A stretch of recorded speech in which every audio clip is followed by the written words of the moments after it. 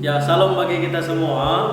Adil Katalino Bacuramin Kak Saruga Basengat Kak Jebata. Arus. Puji Tuhan buat setiap anugerah yang Tuhan berikan kepada kita. Kita masih bisa sehat, kita masih bisa kuat karena anugerah kekuatan daripada Tuhan.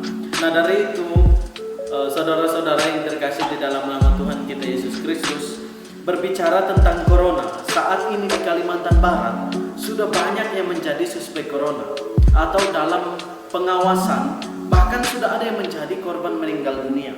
Melihat terjadinya ini saudara-saudara, suku Dayak tidak tinggal diam. Ya, suku Dayak membuat gerakan yang dilakukan sama seperti yang dilakukan oleh pemerintah, yaitu lockdown yang sedang diperbincangkan saat ini, atau dalam bahasa Dayaknya adalah balala.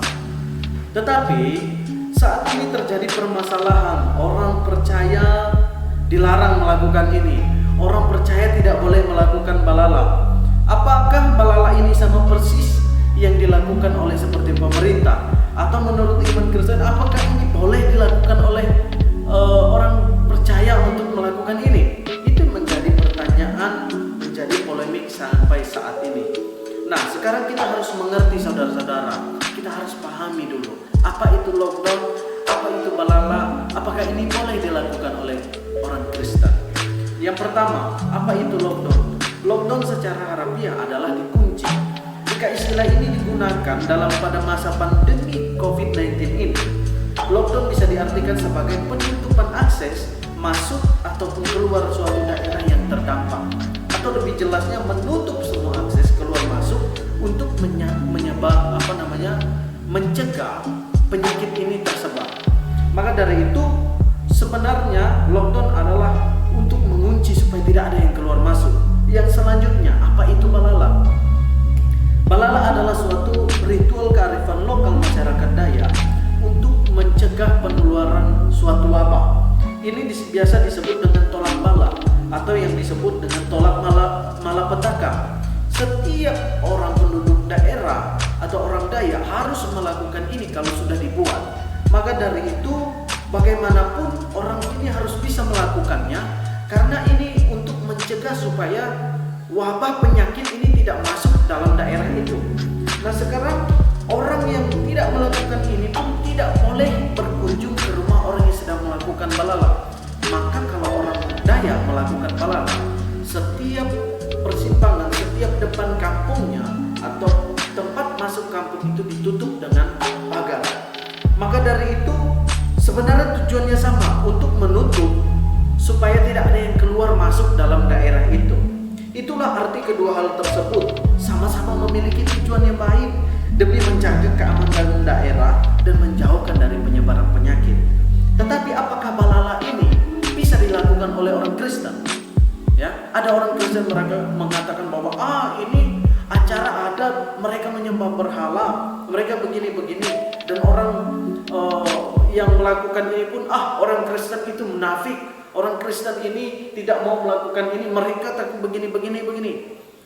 Maka dari itu saya mau menjawab, ternyata sesungguhnya kedua hal ini dilakukan hanya untuk menjauhkan dari wabah penyakit, atau lebih kepada menahan diri.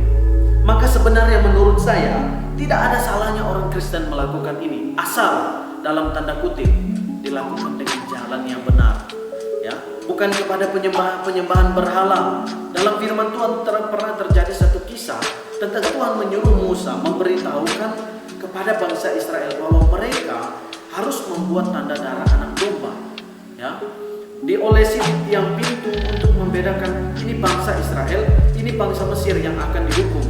Inilah cara untuk menangkal Tuhan, itulah yang diberikan oleh Tuhan supaya orang Mesir bertobat. Firaun sadar akan kesalahannya karena mereka sudah mengalami ini penyakit atau anak sulungnya mati. Maka dengan terjadinya ini Firaun menjadi sadar.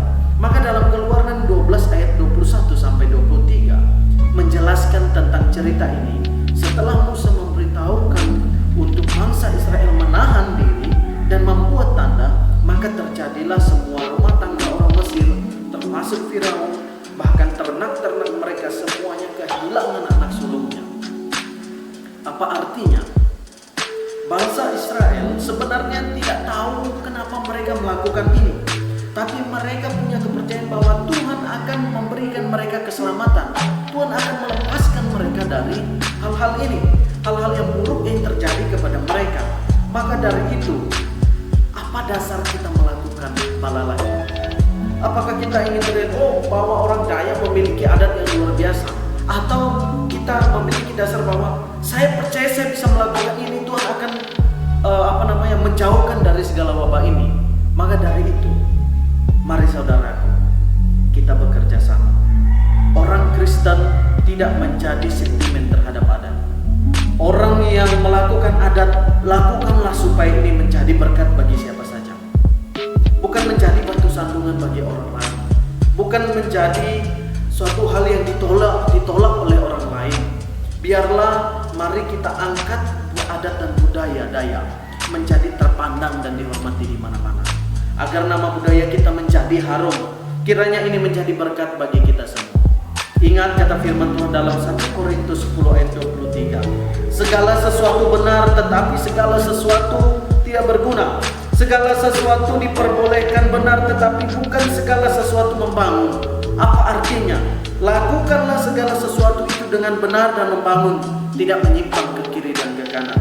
Kiranya Tuhan Yesus memberkati kita semua. Biarlah ini menjadi berkat bagi kita semua, menjadi pedoman dalam hidup kita. Terima kasih. Salam bagi kita semua. Salam. Adil Katalino, Pancuramin Kasaruga, Basengat Kak Jebata. Arus.